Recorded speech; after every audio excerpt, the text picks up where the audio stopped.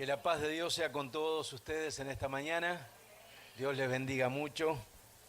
Qué maravilloso estar aquí. Para mí Humacao representa una bendición tremenda porque cuando me mandaron la agenda de esta semana para estar en Puerto Rico, lo último es Humacao. Así que estaba esperando, desde que llegué estaba esperando llegar a Humacao, ¿sí? Porque este culto significa que ya terminé una agenda de 9 predicaciones y que mañana estoy regresando ya teniendo el vuelo para Argentina. Y ha sido una semana extraordinaria, extraordinaria. Todo se gestó a través de nosotros tuvimos un campamento nacional de jóvenes en Argentina, en la ciudad de Mar del Plata, en el mes de enero de 2018. Y dentro de los invitados estaba el pastor Ángel Marcial, que es de aquí de Puerto Rico, con su hijo Junior. Y también cuando él se comunicó a Argentina dijo, voy acompañado de un pastor, de un matrimonio pastoral de Puerto Rico, el pastor Amner Meléndez y su esposa Leilani. Y vinieron ellos y vino también otro hermano también de la iglesia de Amelia, que ahora está en la Florida. Entonces lo recibimos y estábamos con mi esposa allí, un campamento precioso, fue el más, para nosotros, para nuestra historia, fue el más grande de la historia de la iglesia de Dios allí, porque hubo unos 2000 jóvenes reunidos allí, en un lugar que compramos en 2006 y que no había nada, solamente fueron todas puras carpas, todo lleno de carpas, con una carpa central en el medio. Así que fue algo realmente de parte del equipo de los jóvenes extraordinario para que pudiera darse esto. Y allí conocimos a los pastores Meléndez, hicimos una relación y él me dijo, Nicolás, quisiéramos invitarte a Puerto Rico. A mí me pareció, digo, uy, Puerto Rico. Yo estuve en el 2005 en Puerto Rico, año 2005, en el mes de octubre de 2005, en una actividad de educación, en Trujillo Alto, después visitamos varias iglesias, me gustó mucho, mis hijos vinieron en 2006, mi esposa aún no conoce Puerto Rico, pero ya va a conocer, Dios mediante, y entonces se generó esta invitación que era para el mes de enero y que después decidieron en la iglesia de Amelia, me hicieron la propuesta para pasarlo a Semana Santa. Mire, nosotros tenemos convenciones, les comento breve, no quiero tomar tiempo. Nosotros en la Iglesia de Argentina tenemos 10 regiones administrativas. Teníamos 5 y pasamos 2014 a 9 y después a 10.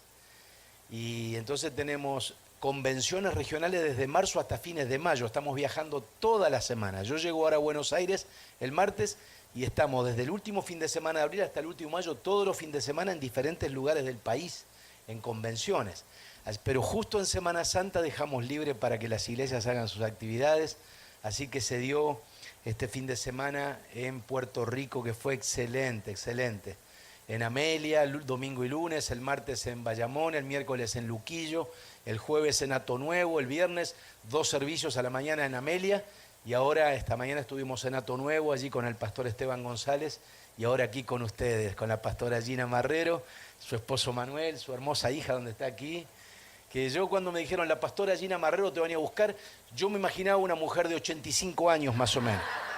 Y más o menos fue la imagen que vieron, uno se hace imágenes de todo. Cuando uno va a un lugar que no conoce, uno se imagina los temas, se hace todas las imágenes. Cuando veo a la pastora digo, wow, pero puede ser mi hija. Qué lindo, tan jóvenes sirviendo al Señor. También el pastor Anuel Meléndez me dijo de lo que pasó. Bueno, nosotros como todos, los países de Latinoamérica especialmente, estamos sabiendo de lo que ustedes vivieron en septiembre 20 de 2017 cuando pasó María por aquí, por la isla, ¿no? Así que estamos conscientes de que fue verdaderamente un antes y un después, ¿no? Ya Puerto Rico siempre habla de antes y después de María, porque eso fue devastador. Y bueno, entre esas cosas, nosotros ahora mismo estamos teniendo inundaciones en Argentina, en el norte argentino, inundaciones muy severas, que afectan mucho, me han llegado las noticias en el día de ayer, pero un huracán de estas dimensiones .5 sabemos que golpear como golpeó, y naturalmente que esta iglesia, me decía el pastor, sufrió, que perdieron el techo y todas estas cosas y están reconstruyendo y levantándose. Pero veo que ustedes son gente valiente, ¿sí? Gente fuerte, que ya tienen un ADN, lo estoy leyendo allí, ¿no? La iglesia más feliz de Humacao, ¿eh? Gloria a Dios. Así que ustedes no se pueden quedar, tienen que seguir avanzando. Y para mí un placer, realmente un honor, pastora, conocerte junto a tu esposo Manuel, personas tan lindas, a esta niña tan linda también, a toda la familia. Sé que tienen 5 hijos y 2 hermosos nietos, ¿no? Yo estoy casado desde el año 87, comencé a pastorear en el año 82, cuando el pastor que me puso como pastor y me ungió dijo: Señor, guárdalo porque es soltero. En el 87 me casé, somos padres de 2 hijos y abuelos de una nieta hermosa que se llama Fiorella. Y bueno, yo tengo 60 años, mi esposa 55. Bueno, si mi esposa se entera que le dije los años, me voy a tener que arreglar con ella. Pero estoy sumando puntos, ¿eh? Le estoy llevando cositas cuando llegue. Estoy sumando puntos. Así que bueno, fue realmente muy linda esta experiencia de estar con ustedes aquí. Estoy en casa de un matrimonio hospedado que se llaman Pedro Luis y su esposa Marta, Sosa de apellido, que me están atendiendo realmente de una manera maravillosa y me llevaron a conocer lugares tan lindos que ustedes tienen aquí, ¿no? La verdad que la ciudad es muy moderna, hay lugares muy bonitos, así que adelante Puerto Rico, adelante Puerto Rico. Dios lo bendiga mucho y gracias por la invitación. Quiero ir a la palabra del Señor, que se encuentra en el libro de los Hechos de los Apóstoles. Miren, yo voy a dar un mensaje que se sale un poquito de lo común para un domingo de resurrección, porque seguramente nosotros para hablar de la resurrección tenemos que ir a los evangelios, ¿no? Como estaban leyendo la hermana que estaba coordinando, porque en los 4 evangelios se constata este hecho tan glorioso, tan maravilloso que es el domingo de la resurrección. La Pascua es liberación en el Antiguo Testamento y la Pascua es liberación en el Nuevo Testamento. Pero voy a leer el pasaje de los Hechos para tomar la enseñanza que yo les quiero dejar en esta mañana, la palabra que les quiero transmitir en esta mañana, pero luego de leer el texto vamos a remitirnos un poquito a algunos episodios de los Evangelios. Me gustaría, querida iglesia de Humacao, que ustedes, cuando termine este culto de resurrección, ustedes se acuerden de 3 cosas, de 3 palabras, ¿sí? De 3 expresiones que yo voy a dar. O sea, que se ven el miércoles, así, ¿de qué se predicó el domingo? ¿Cómo no te vas a acordar? Se habló de esto, esto y esto, ¿sí? Y dentro del 2020 también. Y en el 2030 también se acuerdan. ¡Ah! ¡Qué memoria!, ¿no? Porque vieron que a veces pasa que termina un culto y decimos: qué lindo que estuvo el culto el domingo, ¿te enteraste que estuvo lindo? Sí, ¿de qué se predicó? Ay, no me acuerdo, ¿sabes que no me acuerdo? Pero estuvo lindo, estuvo lindo. Y la verdad que los cultos siempre está lindo porque está la presencia del Señor, ¿no? Está la presencia de Jesús con nosotros. Entonces ya eso hace la diferencia, que Dios ministra, que Dios sana. Jesús sana a los enfermos, Jesús liberta a los cautivos, Jesús trae paz. Pero yo quiero dejarles 3 enseñanzas clave. Por eso el título de este mensaje se llama Las 3 claves del resucitado, ¿eh? Las 3 claves del resucitado. Hechos, libro de los Hechos.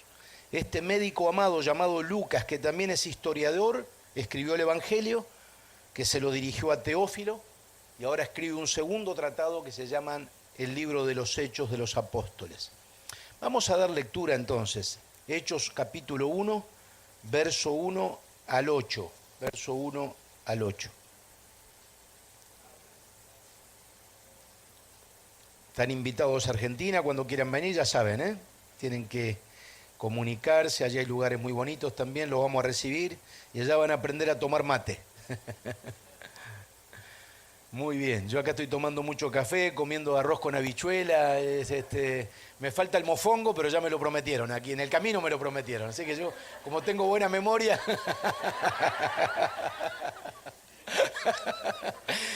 así que vamos a leer en los Hechos capítulo 1, verso 1 al 8. Y damos lectura en el nombre del Padre, del Hijo y del Espíritu Santo. Y dice así la palabra del Señor. En el primer tratado, oh Teófilo, hablé acerca de todas las cosas que Jesús comenzó a hacer y a enseñar. ¿Cómo dice? ¿Que comenzó qué? A hacer y a enseñar. No dice primero enseñar y hacer. Curiosamente dice a hacer y a enseñar porque Jesús enseñaba primeramente con el ejemplo de su vida, que es como deberíamos nosotros también hacerlos. Por eso los discípulos dijeron: Señor, enséñanos a orar. Pero cuando le dijeron enséñanos a orar, ya lo veían siempre orando, internándose en el monte a orar.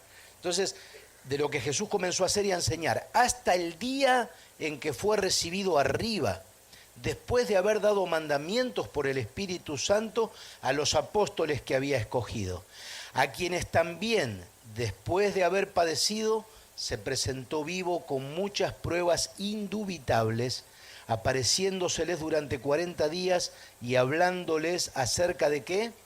Del reino de Dios. Y estando juntos, les mandó que no se fueran de Jerusalén, sino que esperasen la promesa del Padre, la cual les dijo: oísteis de mí. Porque Juan ciertamente bautizó con agua, mas vosotros seréis bautizados con el Espíritu Santo dentro de no muchos días. Entonces, y aquí vamos a centrar la enseñanza, en los versos 6, 7 y 8. 6, 7 y 8. Entonces los que se habían reunido le preguntaron diciendo: Señor, ¿restaurarás el reino a Israel en este tiempo?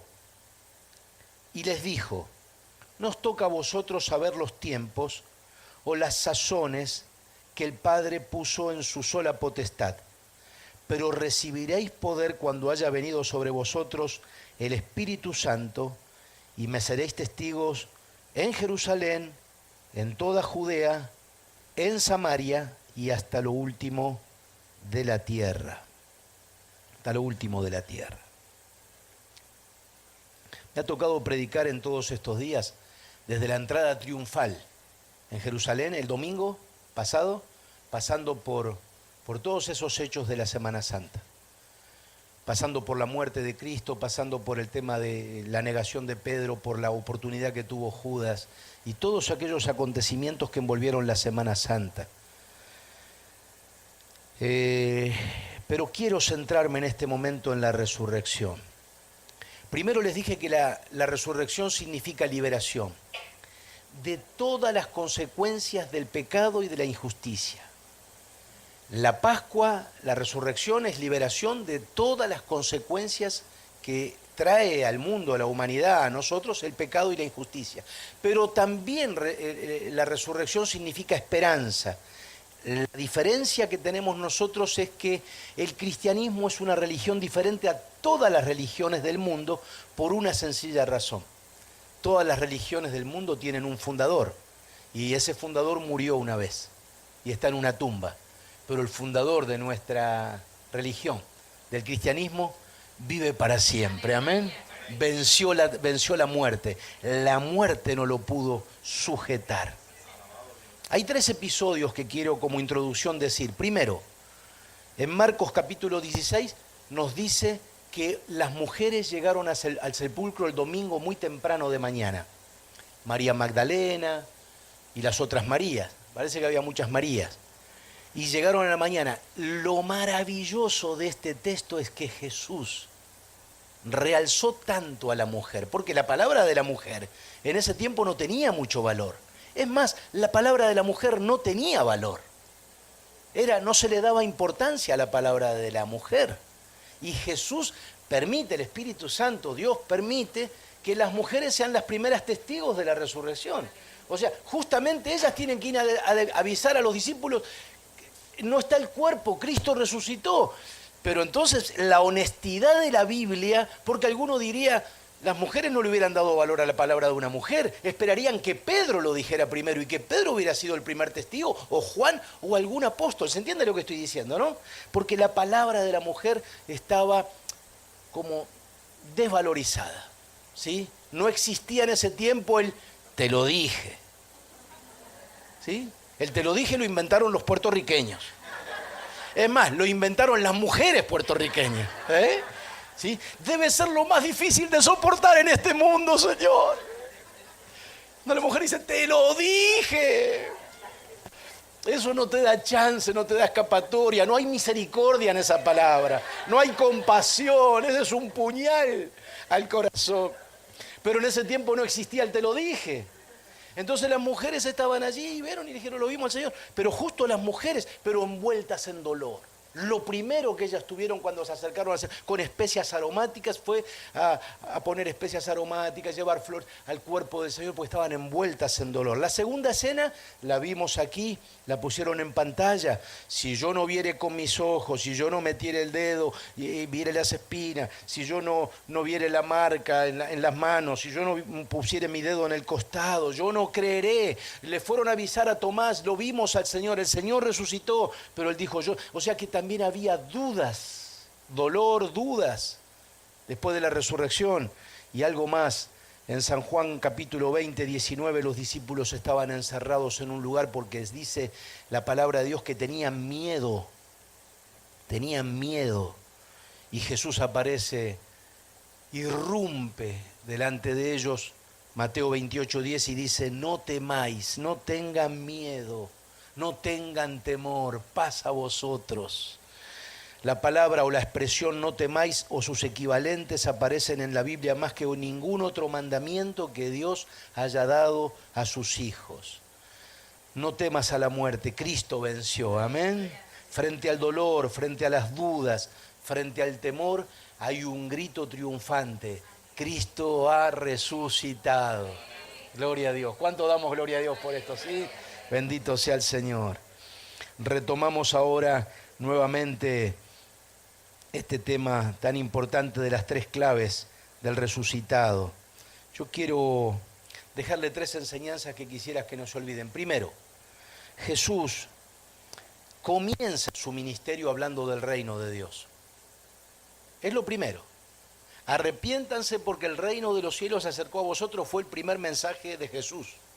Arrepiéntanse quiere decir cambien de actitud en un giro de 180 grados, cambien la manera de pensar, porque el reino de los cielos se acerca a ustedes. Jesús no vino a traer un reino de este mundo, un reino para gobernar este mundo, vino a traer un reino en el corazón de las personas. Después, durante su ministerio, siempre el mensaje principal de Jesús fue el reino de Dios. A través de parábolas, a través de enseñanza, Jesús siempre habló del reino de Dios.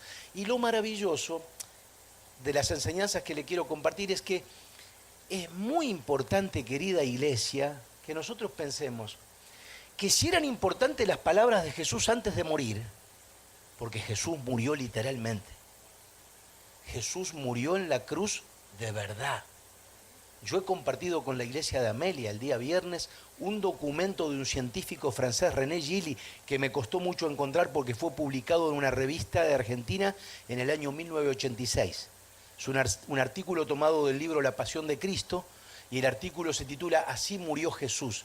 Y lo leí, no lo tengo completo, el final lo recordé de alguna manera, ese dato de cuando sale sangre y agua que se dice allí, la explicación científica, pero es todo un libro de un médico que detalla punto por punto cómo fue la muerte realmente de Cristo, cómo moría el crucificado. Y es desgarrador escuchar ese relato, escuchar leer ese documento, es tremendo y podemos decir que en un momento Jesús exclamó a gran voz y dijo, Padre, en tus manos encomiendo mi espíritu, y murió.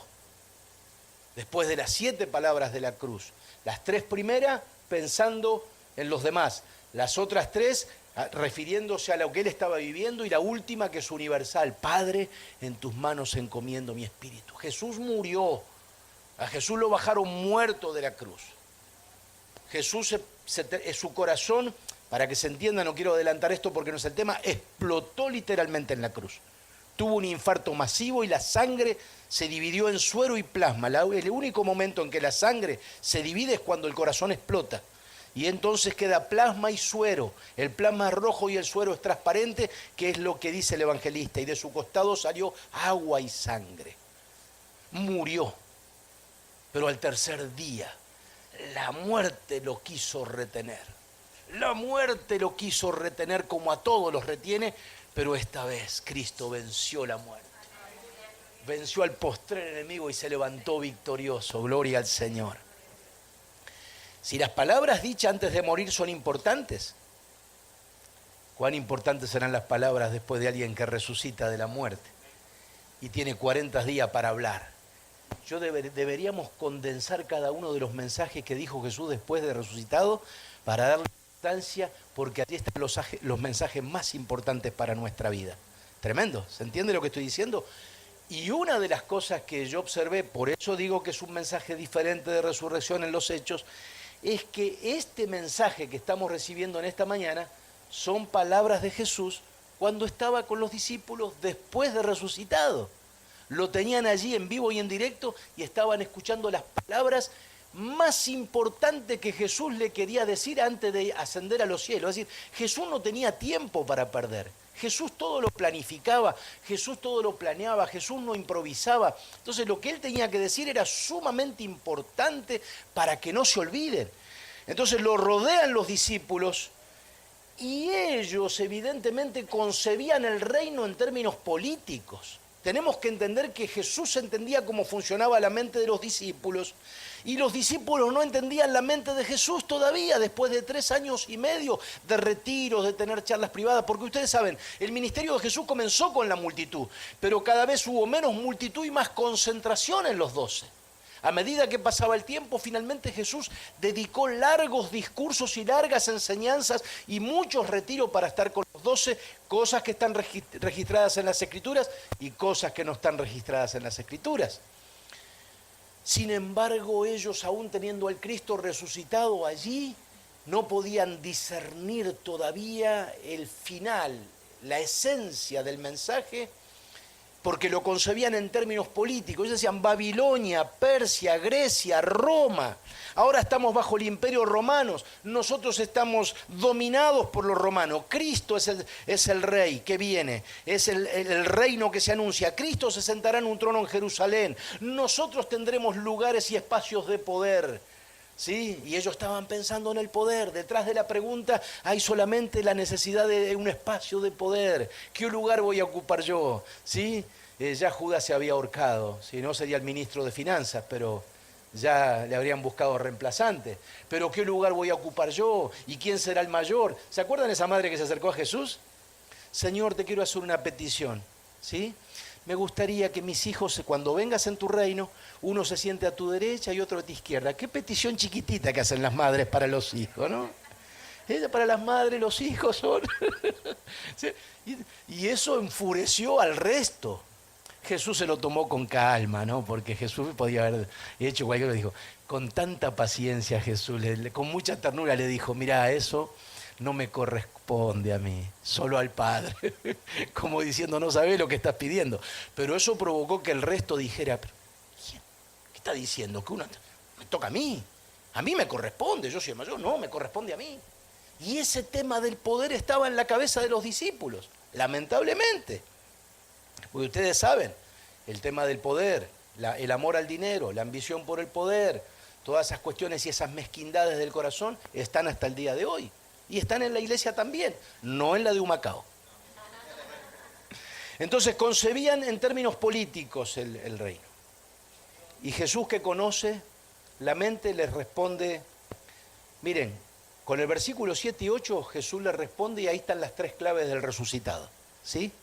¿Cuántos queremos saber esas claves? ¿Sí? Amén. La primera, Jesús le dice, Hechos 1:7, y les dijo, no os toca a vosotros saber los tiempos o las sazones que el Padre puso en su sola potestad. Como diciendo, no me pregunten cosas que no tienen nada que ver con lo que estábamos hablando. Ustedes me están preguntando algo, ustedes se están desenfocando, se están distrayendo, se están yendo para cualquier lado. Miren, a mí no me gusta hablar del diablo en el púlpito. Solo lo menciono cuando tengo que darle nomás. Y darle y darle. Porque el diablo no podemos entrar en diálogo con él ni nada, se le parezca a él, hay que reprenderlo. Pero el diablo es un especialista para generar distracciones en la mente humana. Él se las ingenia para mantener a los seres humanos distraídos todo el tiempo, entretenidos todo el tiempo. Y los seres humanos necesitamos entretenimiento, y necesitamos distracción, y necesitamos recreación.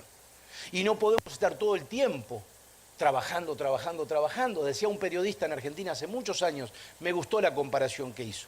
Él dijo, si una clase en la escuela dura 1 hora, 50 minutos son de clase y 10 minutos de recreo. Así es la vida, dijo, y eso me quedó grabado para siempre. Como diciendo, la mayor parte de la vida es esfuerzo, es trabajo, pero también hay momentos de recreación, también hay momentos de distracción, también hay momentos de diversión, también hay momentos en que uno necesita que la mente descanse. Pero otra cosa es cuando el 80% es distracción y el 20% uno está pensando, esforzándose. Quiere decir que el diablo distrae la mente, inventa permanentemente cosas para que la persona se desenfoque en la vida y ande de aquí para allá. Pero nosotros tenemos que tener las cosas bien claras en nuestra mente y las prioridades claras. ¿Qué les parece? La primera palabra que quiero que se acuerden y graben es la palabra concentración. ¿La vamos a decir todos juntos? Vamos. Concentración. Y esa se la van a acordar, ¿sí? Yo voy a venir, los voy a visitar el año que viene y les voy a tomar un examen. Con el permiso de la pastora, les voy a tomar un examen. Acá, desde este púlpito, ¿eh? ¿Sí? La primera palabra, concentración. Como cuando un equipo de béisbol, de básquetbol, de fútbol, se concentra antes de la partida porque tiene que enfrentar a su rival y necesitan separarse de todas las distracciones de afuera y si vamos a enfocarnos en cómo vamos a jugar esta partida. Concentración. Enfoque, concentración, dirección. Una vida objetiva, una vida que tiene un sentido, una vida que tiene un rumbo. Jesús siempre mantuvo el rumbo, nunca se distrajo. En un momento, una mañana, una madrugada, Pedro lo inquieta, vienen otros y dicen, maestro, toda la gente está afuera esperándote. El día anterior se habían acostado muy tarde de noche y habían sanado a todos los enfermos. Jesús había sanado a todos los enfermos, había libertado a los cautivos, había predicado hasta la noche, estaban agotados totalmente. La verdad que las campañas de Jesús eran increíblemente agotadoras. Dice Marcos que a veces no tenían ni tiempo para comer. Ustedes saben que yo terminé un culto y hubiéramos llegado más temprano, pero me obligaron a comer. Me obligaron, el pastor no quería que me venga sin comer algo. Así que, pero ellos no tenían tiempo ni para comer. Entonces se acostaron rendidos y cuando, con tantos milagros, con tantas bendiciones, con tantas enseñanzas, la multitud estaba estaba amaneciendo y la multitud estaba esperando que Jesús aparezca. Y cuando viene y le dicen, la multitud te espera afuera, Jesús dice, hay otros lugares a los que debemos ir donde todavía no se ha predicado. Eso te habla de un Jesús enfocado, ¿sí? Enfocado. Yo voy a empezar hablando de algunas cosas que son importantes para la concentración, cosas que no deberíamos descuidar en la vida. O sea, las que no menciono se pueden descuidar, pero las que menciono son sagradas. La primera es nuestra intimidad con Dios. La primera es nuestra comunión con Cristo, que es vital. Esto no tiene manera, permítame, estos músicos amorosos que están aquí, lindo equipo de música, permítame a todos, cualquier cosa puede descuidarse en la vida, menos tu intimidad y tu comunión con Dios, que es lo más importante en la vida. ¿Más importante que tu matrimonio? Sí. ¿Más importante que tus hijos? Sí. ¿Más importante que tus nietos? Sí. ¿Más importante que tu novia? Cuesta para el novio decir sí, ¿eh? Sí. ¿Más importante que tu vocación? Sí. ¿Que tu trabajo? Sí. Lo más importante en la vida es tu comunión con Dios. Yo le decía a los hermanos de Amelia que si tenemos la pasión por los perdidos como un valor, si tenemos la prioridad de la familia como un valor, si tenemos un evangelismo relevante que responde a necesidades como un valor, si tenemos la mayordomía bíblica como un valor, si tenemos un liderazgo efectivo como un valor, si tenemos las misiones como un valor, si tenemos la integridad personal como un valor, todas estas cosas son muy importantes, pero ninguna de estas cosas te las puede tocar el diablo ni te las puede afectar si primero no te roba tu intimidad con Dios. No te puede golpear tu integridad, tu pasión por los perdidos, tu familia, tu mayordomía, si primero no te quita la intimidad, tu relación vital. Es decir, por efecto dominó, cuando te vulnera la intimidad y la comunión con Cristo, por efecto dominó te va derribando todos los otros valores de la vida cristiana y aún tu integridad personal. Pero mientras nosotros mantenemos nuestra relación vital con Cristo, estaremos en el lugar correcto. Porque si nosotros tenemos comunión con la palabra de Dios y tenemos vida de oración y de comunión todos los días con el Señor, yo seré un mejor esposo y seré un mejor padre seguramente y un mejor hijo y un mejor hermano y un mejor vecino y un mejor ciudadano. pero siempre y cuando la oración y la palabra de Dios ocupen el lugar central de mi vida. ¿Cuántos damos gloria a Dios? Bendito sea el Señor. La unción tiene un costo. Debemos enfocarnos, de lo contrario iremos en diferentes direcciones. Conocer a Jesús en la intimidad es lo más importante. En el Antiguo Testamento el profeta Jeremías, Dios habla a través del profeta y dice, en esto los ustedes, en esto los voy a alabar, en que me conozcan y que sepan que soy el Dios verdadero. La segunda cosa que quiero señalar es el matrimonio. Tenemos que oxigenar el matrimonio. Tenemos que darle lugar al matrimonio, tenemos que priorizar el matrimonio. Tenemos que pensar que la naturaleza de la mujer es amor. Y si el esposo siembra romanticismo, cariño, si es afable, si trata bien a su esposa, si es cariñoso, va a cosechar con creces. Porque la naturaleza de la mujer es amor. De hecho, el apóstol Pablo cuando se dirige al matrimonio dice, maridos, amad a vuestras mujeres. Y después dice, mujeres, y ustedes amen a sus maridos. ¿Dice así?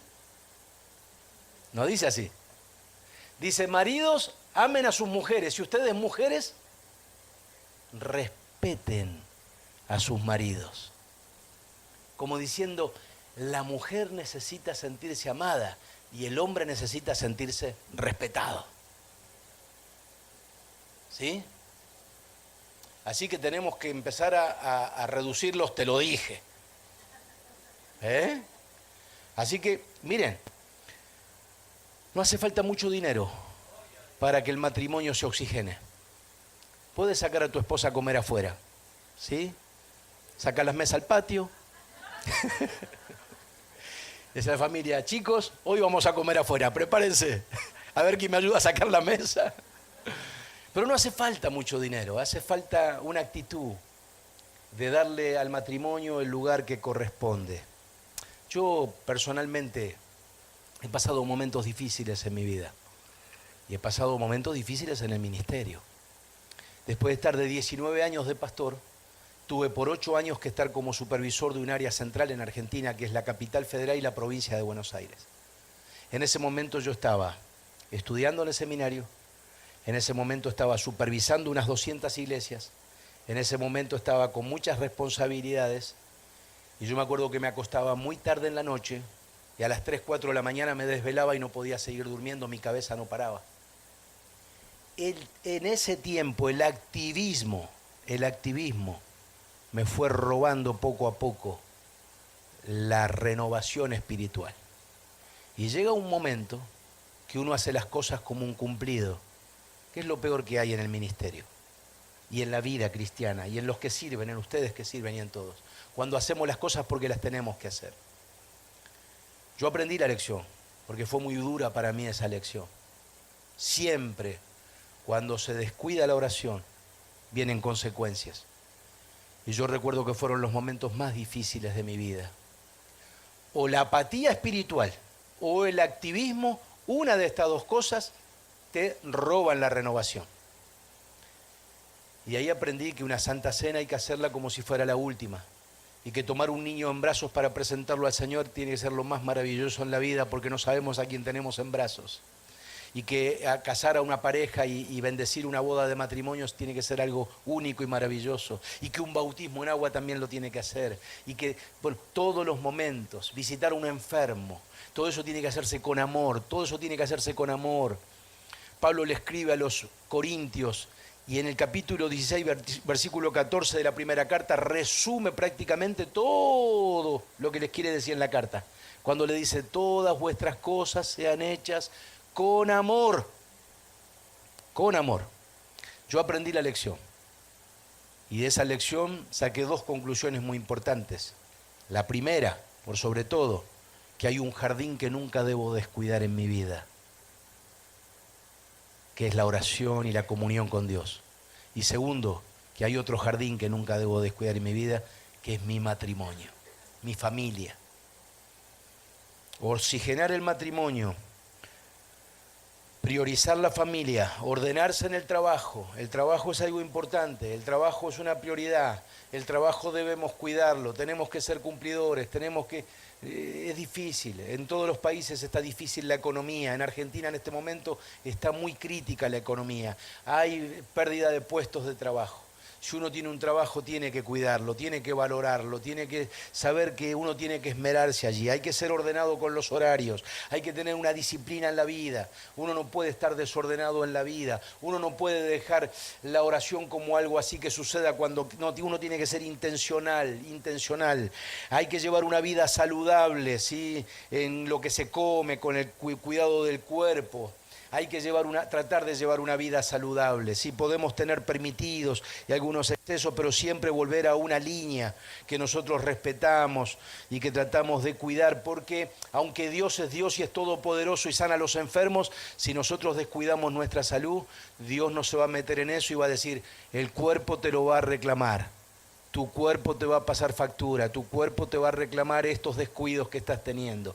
Por eso a los que son más jóvenes, cuídense ahora, para que cuando lleguen los años más avanzados ustedes tengan el azúcar, el colesterol, todo en su lugar, ¿sí? La presión. Qué tremendo, ¿no?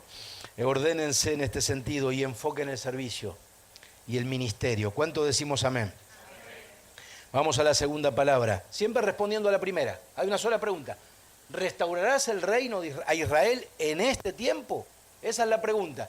Jesús lee la mente de ellos y les da 3 respuestas. La primera es concentración, enfoque. La segunda, pero recibiréis poder cuando haya venido sobre vosotros el Espíritu Santo. Es decir,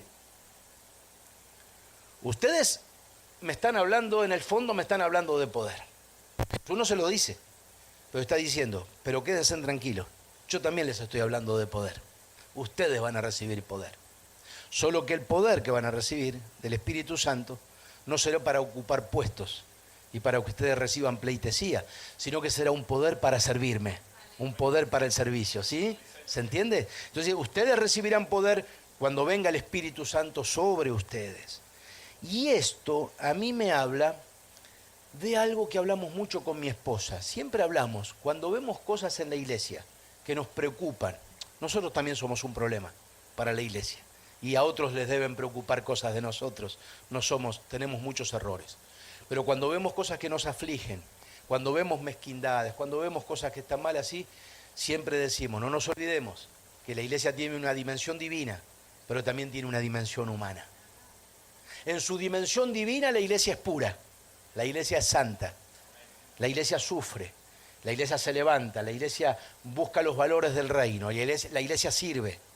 En su dimensión humana, la iglesia adolece de todos los problemas humanos. ¿Se acuerdan cuando Pablo le escribe a los Corintios? En el capítulo 1 le dice a los santos que están en Corintos. Y en el capítulo 3 le dice, no les puedo escribir como espirituales porque ustedes son carnales. Pero en el 1 le dijo a los santos. Y ya en el 3 lo está tratando de... como carnales y como niños en Cristo. ¿Pero por qué? Porque dice, ustedes a los santos, porque son santos, apartados, en posición, están en proceso de santificación, pero ya son santos de posición. Así que no está mal que usted diga San Nicolás, por ejemplo. ¿Sí? O digo San Manuel. No. Estamos diciendo lo correcto porque ya somos santos de posición. ¿Sí? Pero tanto Manuel como Nicolás estamos en un proceso de santificación a la vez. ¿Se entiende lo que estamos diciendo? Entonces, él dice, yo quisiera hablarle como espirituales, como personas maduras, pero resulta que en ustedes hay divisiones, hay celos, hay contiendas, hay murmuraciones, entonces no puedo hablarle como espirituales, porque están en una dimensión humana y ustedes tienen que recibir el poder del Espíritu Santo para entrar en una dimensión divina y vivir en el poder del Espíritu, es decir, en una dimensión sobrenatural, iglesia. Gloria a Dios, en un diálogo con el Espíritu Santo constante, donde nosotros tenemos una interacción y donde vemos la mano de Dios moviéndose en nuestros pensamientos, en nuestras conversaciones, vemos a los enfermos sanar, vemos a las personas que son libres. Yo podría contarles toda la mañana testimonios de sanidad y liberación, pero muchísimos, muchísimos, que hemos visto con nuestros ojos y que seguimos viendo. Ahora no tanto, pastora, o pastores y todos, ahora no tanto porque estamos en una tarea más de visitar y de recorrer, pero cuando estábamos en el pastorado de la iglesia local, era constantemente ver personas que eran liberadas de posesiones terribles, de ataduras terribles y personas sanas de enfermedades de cáncer y de otras. Yo recuerdo haber visitado una vez, bueno, tengo tantas cosas para contarles, tantas cosas para contarles. En una oportunidad me acuerdo que estábamos viviendo en la segunda iglesia que pastoreamos, vivíamos en la casa pastoral atrás del templo. Aquí estaba el templo y atrás estaba la casa pastoral. Y no estaban los celulares todavía, no existía el WhatsApp, no existía esto, nada, había solamente un teléfono fijo. Y me acuerdo que nos llamaron por teléfono para decirnos que Víctor Yolán se estaba muriendo en el hospital Eva Perón. Un hospital grande, hospitales que se hicieron en la década del 50, en el tiempo del presidente Perón. Y uno de esos hospitales, en la sala de terapia intensiva, se estaba muriendo Víctor Yolán. Víctor Yolán fue una persona que había llegado hace poquito tiempo a la iglesia. Y era un alcohólico. Y en ese momento ya estaba en terapia, el hígado estaba totalmente ya destruido por la cirrosis, él estaba con muchas mangueras, él estaba ya en un punto que cuando a nosotros nos llaman nos dice, ya llegaron los familiares de Santiago del Estero, que es una provincia que está a 1000 kilómetros de la ciudad de Buenos Aires, al norte. Ya llegaron los familiares y están en el hospital. No hay esperanza de vida. Los médicos dicen que le quedan muy pocas horas y si solamente ellos desconectaran algo, no hay posibilidad de que viva porque las hemorragias internas no la pueden controlar. Me llaman para que vaya a verlo. Yo estaba sin carro en ese momento, sin vehículo, estoy en la casa pastoral y llamo a un hermano de la iglesia que viene con una camioneta, con un vehículo, con una guagua, como dicen ustedes. Y me pasó a buscar y era una tarde de lluvia, tremenda, tremenda.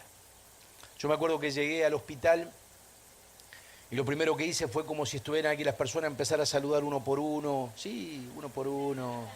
Dios te bendiga.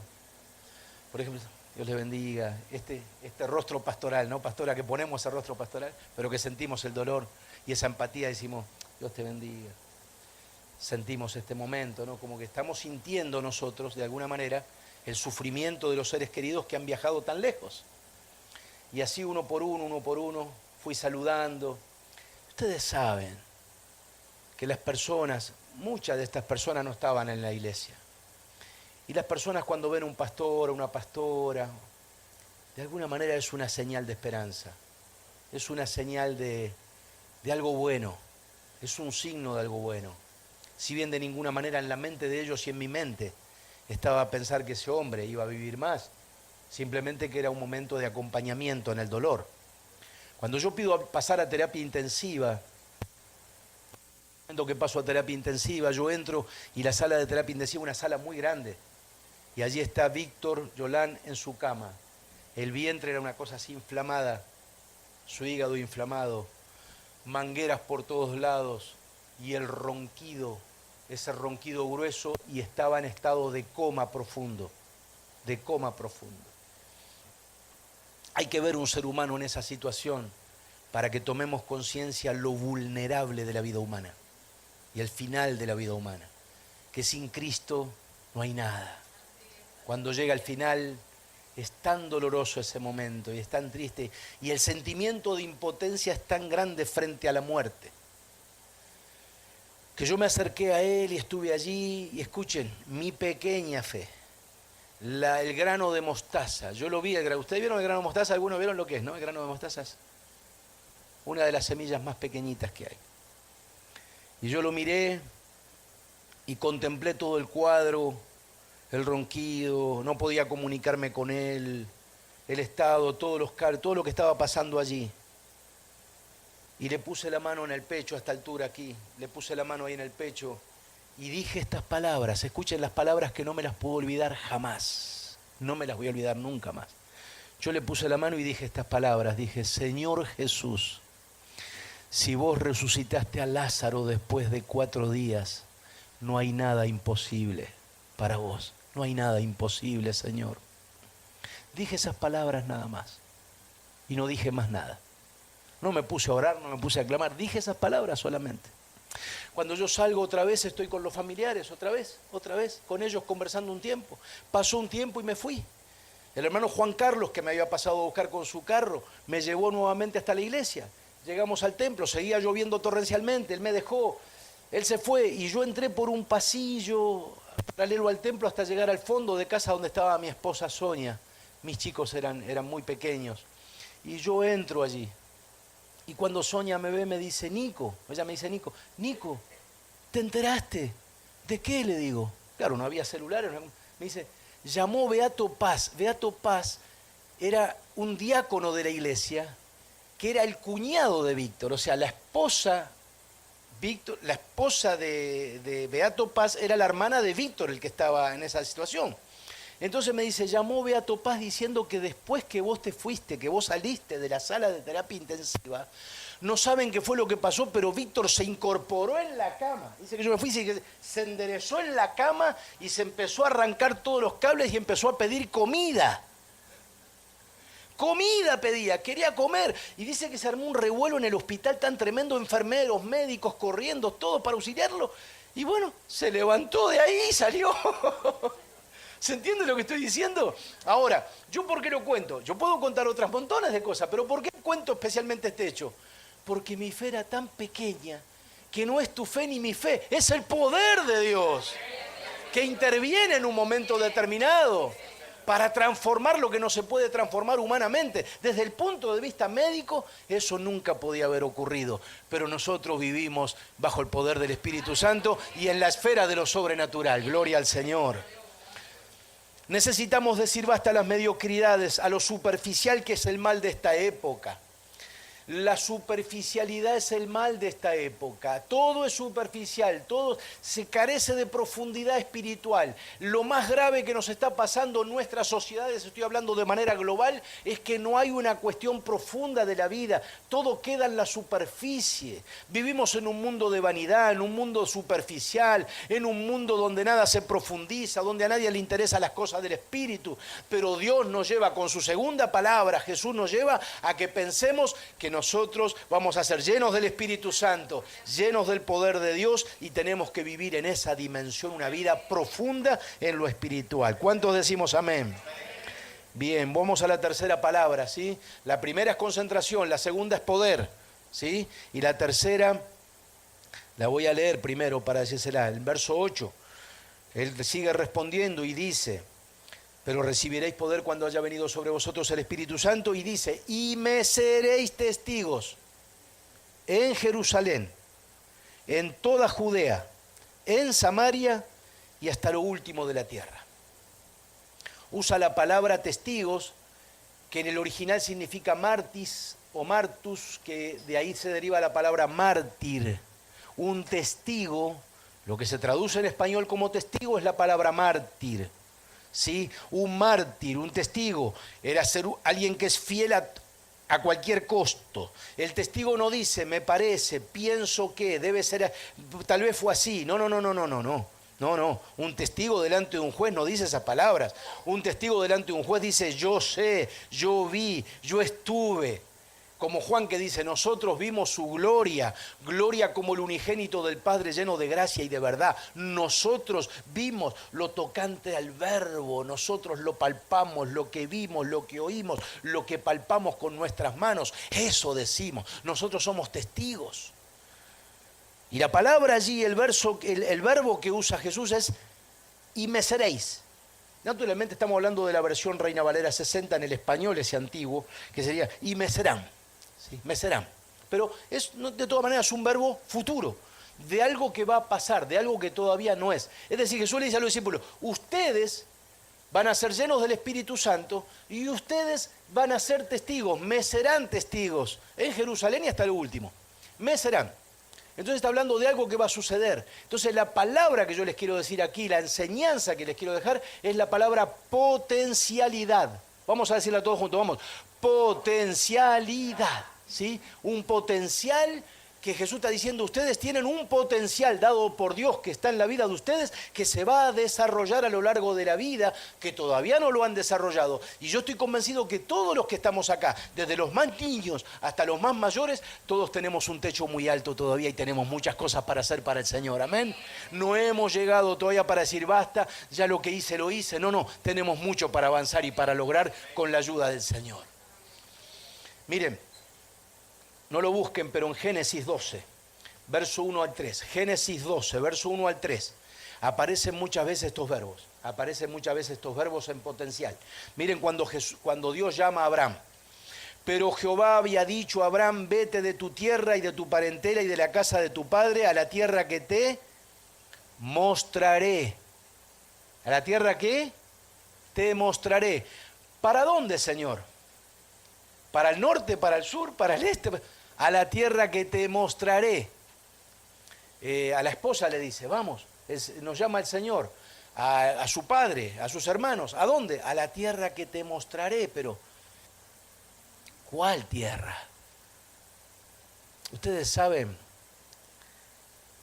que Abraham es el padre de la fe, primero por este llamado, y segundo porque estuvo dispuesto a ofrecer a su hijo, dice, y probó Dios a Abraham. Y le pidió que le entregue el hijo que después lo salvó, pero para probarlo Abraham. Esos dos hechos lo hacen el padre de la fe, porque había un heredero solo y él está dispuesto a entregarlo. Significa que creía que era el Dios era poderoso para resucitarlo de los muertos. Pero miren aquí, le dice a la tierra que te mostraré y no le dice para dónde. Entonces él sale por fe. Te mostraré. Y dice, y haré de ti una nación grande, haré, y te bendeciré, bendeciré, y engrandeceré tu nombre, engrandeceré, y serás bendición, y serás bendición. Bendeciré a los que te maldijeren, y a los que te maldijeren maldeciré, y serán benditas en ti todas las familias de la tierra. ¿Cuántos verbos hay en este texto? ¿Cuántos verbos que están en futuro que tienen que ver con el potencial?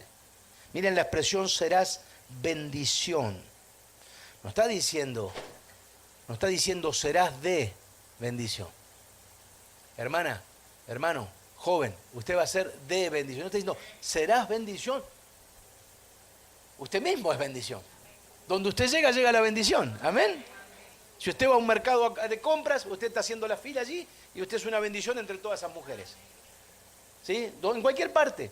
Yo con mi esposa cuando vamos a algún lugar, a ella le gustan mucho los malls. ¿A qué mujer no le gustan los malls, no? Cuando yo salgo con mi esposa, hermanos. Miren, yo me compro 2 sacos, 2 pantalones, 2 pares de media, 2 zapatos, uno negro y uno marrón, y con eso tiro, pero más o menos por 5 años, 10 años, depende. No sé cómo son aquí los malls, pero entiendo que sí. Allá hay un local de hombres, 40 de mujeres. Y el de hombres, no, el de hombres está, tenés que girar a la derecha en el rincón, atrás del aparcamiento, allá al fondo. Todo mujeres. Cuando voy con mi esposa a un mall, hermano, si ella entra a un local, yo estoy afuera orando, Señor, que no consiga. Por favor. No hay billetera que aguante, no sé cómo dicen ustedes. No. Por favor, Señor, por favor, que no consiga, esta vez que no consiga. Entonces sale mi esposa y me dice, Nico, ¿sabes que no conseguí nada? No estaba. Y yo le digo, en serio, mi amor, qué pena. Y por otro lado digo, Señor, gracias. Pero miren, yo tengo una experiencia con mi esposa que es extraordinaria, pero que esto es un hecho comprobado, es científico, esto no es una cosa, es científico lo que les voy a decir. Nosotros entramos a un local y el local está vacío. Al principio nos pasó que no nos damos cuenta porque no prestamos atención, que después entraba gente.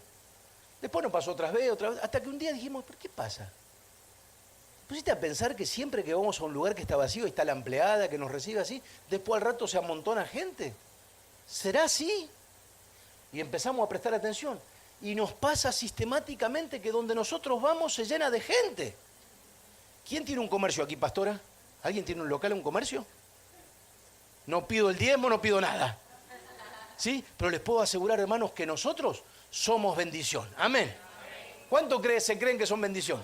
¿Sí? ¿Cuántos pueden decir, gracias, Señor, que me hiciste bendición? Gracias que donde llego llega la bendición de Dios. ¡Aleluya! Donde llegamos llega la bendición del Señor porque está Dios con nosotros. Y lo notan los demás. No es nosotros tenemos los defectos, los errores, las debilidades, somos vulnerables como cualquiera, pero la gracia de Jesucristo está en nuestra vida y eso hace la diferencia. Gloria al Señor. Qué maravilloso el potencial que tenés de vuestro interior, dice Jesús.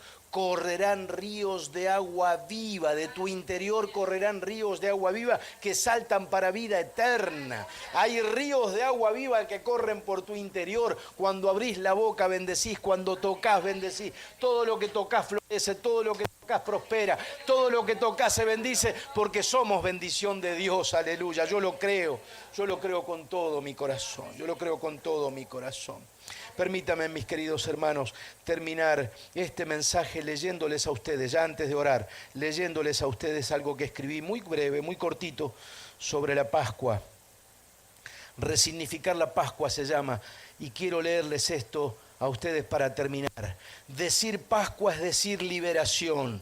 Su origen tiene que ver precisamente con Moisés cuando saca al pueblo de Israel que estaba esclavizado en Egipto, potencia mundial de ese tiempo, para llevarlo a través del desierto a la tierra prometida.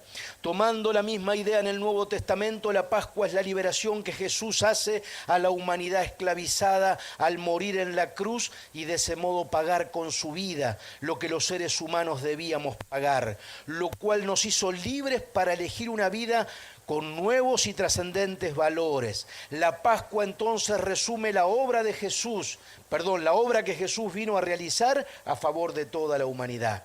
La muerte y la resurrección de Cristo constituyen el fundamento de la fe de los cristianos. En estos trascendentales actos se concreta la redención, entiéndase el rescate del ser humano, quien a través de la muerte de Cristo es reconciliado con Dios, y la resurrección que nos otorga esperanza segura de la vida eterna. Resignificar la vida tiene que ver con la Pascua, ya que es un tiempo de volver a darle significado a nuestra existencia a partir de un acto liberador que nos ubica en la sociedad en una nueva dirección, con acciones nuevas y proyecciones que antes no teníamos. Este acto liberador nos da perspectiva de eternidad, sin la cual la vida es insípida e intrascendente, ya que la vida de un ser humano vale por lo que encierra el futuro, su futuro. Cuando perdemos el rumbo y dejamos de soñar, cuando nos volvemos practicantes de ciertos rituales y vivimos una vida superficial, es entonces tiempo de volver a Cristo y de reencontrarnos con nosotros mismos. Es tiempo de redescubrir el verdadero significado de la vida a través de Jesucristo y advertir que nuestro objetivo final es más que disfrutar de la vida y alcanzar determinados logros, sino consagrarnos por entero a amar a Dios y a nuestro prójimo, viviendo una vida libre de mezquindades y entendiendo que el servicio a los demás es aquello que da sentido a la vida, buscando siempre reconciliar a las personas con Dios y entre sí mismas, siendo continuos constructores de esperanza. Celebremos juntos la noticia más luminosa de la esperanza, que es la resurrección de Cristo, nuestro Salvador. Felices Pascuas, Iglesia de Humacao. Que Dios les bendiga. Amén. Amén, amén, amén, amén, amén. Vamos a estar puestos de pie, puestos de pie, puestos de pie. Aleluya. Mientras los músicos nos acompañan con algunas melodías, vamos a orar y a ministrar en esta mañana. Antes de entregar a la pastora Gina, quisiera tomar un tiempo para ministrar en la oración desde este lugar. Solamente de aquí, nadie se va a mover de su lugar por el espacio, también por respeto al tiempo y todo, pero vamos a orar un momento. Bendito sea tu nombre, Señor. Oh Santo Dios, Uribakashaya, Himatoshoi, Hianamasa, Orebeketerebesonderebekeya.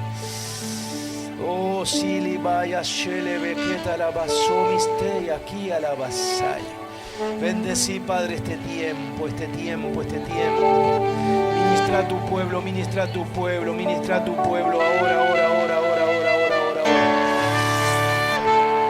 Aleluya, aleluya, aleluya. Trae sanidad en el alma, trae sanidad en el corazón, trae sanidad en el espíritu.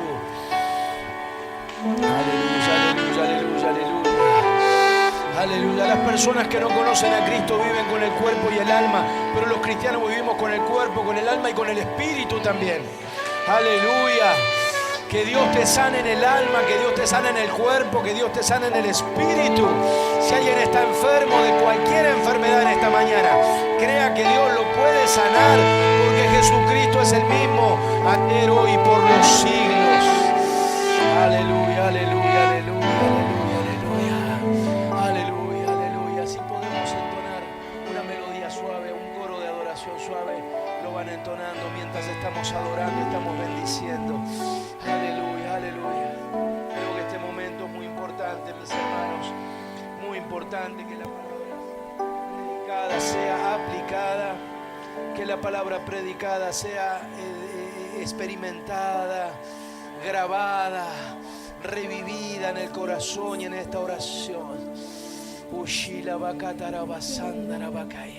El Señor está pidiendo que tu vida tenga enfoque, que tu vida tenga un horizonte, un norte, que tu vida sea dirigida hacia adelante, que tenga tus miradas, tus ojos dirigidos hacia adelante, los ojos puestos en Jesús, el autor y consumador de la fe.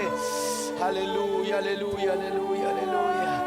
Que se rompa toda cadena, toda atadura, todo yugo en esta mañana, en el nombre de Jesús. Que se quiebre todo yugo en esta mañana y que el poder del Espíritu Santo esté haciendo una obra maravillosa, maravillosa, maravillosa. Aleluya, aleluya. Sana los matrimonios, Señor. Bendice a los matrimonios, Señor. Bendice a los matrimonios.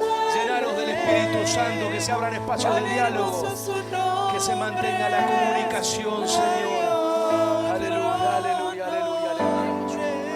Más suave, más suaveciendo. Aleluya, que se mantenga abierta las vías de comunicación en el matrimonio, Señor, que se puedan perdonarse mutuamente. Suelten perdón ahora, suelten perdón, ya está. No sirve el reproche, no sirve el reproche, no sirve aquello que pasó. No nos lastimemos, no nos dañemos en la pareja. Tratemos de edificarnos, de dar vuelta a la página. Si algo nos dañó, algo nos lastimó, lloremos en un rincón en la presencia de Dios y dejemos a los pies de Cristo para siempre. Y ya nunca más volvamos sobre eso y construyamos de cara al futuro.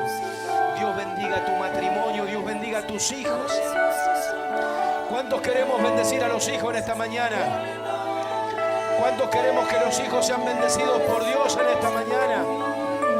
¿Cuántos creemos que los hijos son más importantes que nosotros y que van a llegar más alto que nosotros? Pensemos en José el hebreo, que cuando Jacob estaba dando la bendición a los 12 hijos, cuando llegó el turno de José, en lugar de José poner su cabeza para que lo bendiga, se tiró para atrás, se echó para atrás y adelantó a Manasés y a Efraín y los puso delante de su padre para que la bendición cayera sobre ellos. Así bendecimos a nuestros hijos, Padre.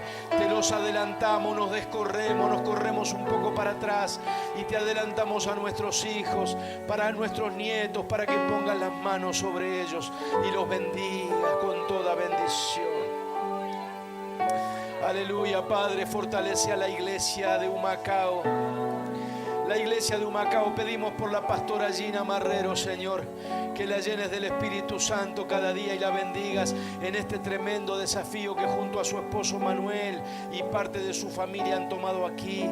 Bendecí, Señor, a los ancianos de esta iglesia, bendecí a los diáconos, bendecí a los líderes, a los oficiales, bendecí a esta congregación, a los músicos, a los que administran, a todos los que sirven, Señor. Que lo sigan haciendo con amor como lo están haciendo, mi Dios. Y permití que puedan lograr muchos sueños y alcanzar muchos sueños. Porque esta iglesia se expandirá, esta iglesia crecerá. Esta iglesia crecerá en expansión. Pero llegará el momento que también crecerá en extensión, abriendo nuevas obras en otros lugares de Puerto Rico. Oh, Padre, soltamos esta palabra en esta mañana sobre esta iglesia y bendecimos a la iglesia. ¿Cuántos le damos la gloria a Dios? Levantemos nuestros brazos. ¿Cuántos le damos un aplauso a Jesús en esta mañana? Ese aplauso es para Jesús. Ese aplauso